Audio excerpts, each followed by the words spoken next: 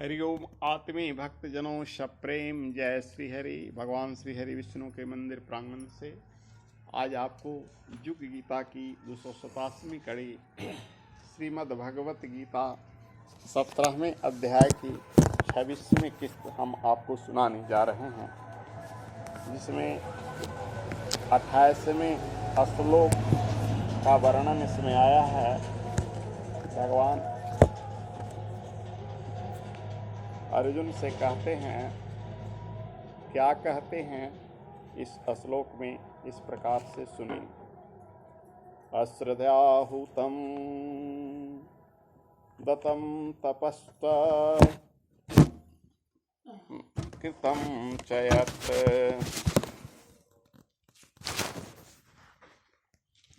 सदित्युच्यते पार्थं न तत्प्रेत यह। भगवान अर्जुन से कहते हैं, हे पार्थ, यानी हे अर्जुन। अर्जुन का ही एक और नाम है पार्थ। पार्थ इसलिए कहते हैं कि उसकी माँ का नाम पृथा है। पृथा के नाम से उसका नाम पार्थ पड़ा। उसकी माँ का नाम कुंती है, कुंती के नाम से उसका नाम कौंते पड़ा। सोच जाओ, आज के ज़माने में कुछ दिन पहले से ही माँ का नाम भी सब कागजों में लिखाने लगा। युग बदल गया है, इसलिए स्त्रियों को सम्मान मिला। बीच में मुगल काल में सब बंद हो गया था। मुगल लोग स्त्रियों को सम्मान नहीं देते थे, तो हिंदुओं ने भूल गया। लेकिन हमारी प्राचीन युग में भी स्त्रियों का सम्मान था। इसी कारण से अर्जुन का माँ के नाम पर ही बोला जाता था, कौनते, हे कौनते, हे पार्थ। ये सब उसकी माँ का नाम था। पृथा माँ को कहते थे, कुंती माँ को कहते थे। इसलिए कुंती के पुत्र होने के नाते कौनते कहते हैं, पृथा के पुत्र होने के नाते उसे पार्थ कहते हैं।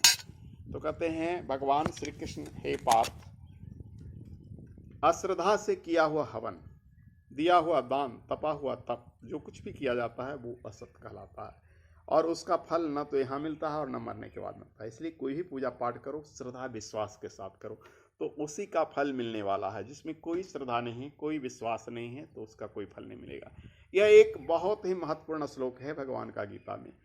श्री भगवान ने कहा कि कर्म के परिणाम का आधार श्रद्धा है। यदि श्रद्धा से युक्त कर्म नहीं हो तो चाहे कोई भी कर्म क्यों न हो, उसका परिणाम इस लोक में नहीं मिलता है और न परलोक में मिलता है। प्रश्न उठता है कि ऐसे लोग यदि शास्त्र विहित कर्मों को नहीं मानते, उनमें श्रद्धा का अभाव होता है, तो ऐसे कर्म को करते ही क्यों हैं? इसका कारण यह है कि कर्मों से मिलने वाले प्रचलित परिणामों के इच्छुक होते हैं। उन्हें निष्कामता भाव से करने के नहीं। निष्काम भाव कहते हैं कि जो भी कर्म करो उसमें कामना न जोड़ो, यानी इच्छा मत जोड़ो। तप करने से शक्ति मिलेगी, दान करने से सिद्धि मिलेगी, ये लालसाएं उन्हें इन कर्मों के करने के लिए प्रेरित करती है। निष्कामता या प्रभु के प्रति समर्पण का भाव नहीं पैदा करती है। लोक कथाओं में एक कंजूस व्यक्ति की कथा आती है। उसने कहीं पर पढ़ा कि पूजा उपासना करने से बड़ा लाभ होता है। लाभ की बात सुनकर वह पूजा करने के लिए तैयार तो हो गया, परंतु पूजा भी वह ऐसी करना चाहता था जिसमें एक पैसा खर्च नहीं हो। बस सोच विचार कर सोचा कि कौन सा पूजा करें जिसमें एक पैसा खर्च ना हो। तो मानस पूजा करने के लिए सोचा। मानस पूजा उसको कहते हैं जो मन ही मन कहता है, मैं फूल चढ़ा रहा हूँ, मैं रोली लगा रहा हूँ, चंदन लगा रहा हूँ, प्रसाद चढ़ा रहा हूँ। ऐसा पूजा को क्या कहते हैं? मानस पूजा। यानी वो पूजा का भी फल मिलता है। तुम मन ही में भगवान का सारा चीज कर लो।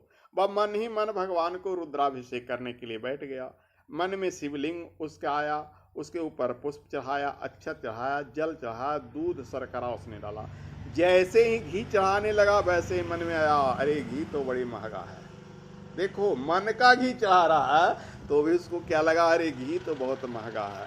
यह सोचकर मन ही में उसने अपने हाथ को रोक लिया। तब भगवान प्रकट हो गए और हंस के बोले, मन की पूजा में भी इतनी कंजूसी बेटा, इसका क्या परिणाम तुझे मिलेगा? कुछ ऐसे ही लोग होते हैं जिनकी ओर भगवान इस श्लोक में इशारा करते हैं। वे कहते हैं कि अश्रद्धा से किए गए कर्म असत्य कहलाते हैं। अश्रद्धा से किए गए कर्म क्या कहलाते? असत्य कहलाते हैं। छोटे से छोटे काम, साधारण से साधारण काम यदि ईश्वर निष्ठा के साथ श्रद्धा से किया जाए तो उसका बहुत बड़ा परिणाम आता है।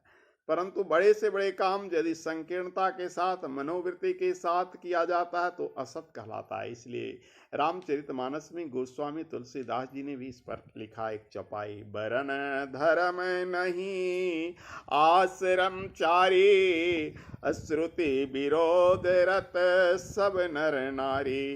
यानी असुर यानी राक्षस लोग पुनर्जन्म ईश्वर आदि में श्रद्धा नहीं रखते।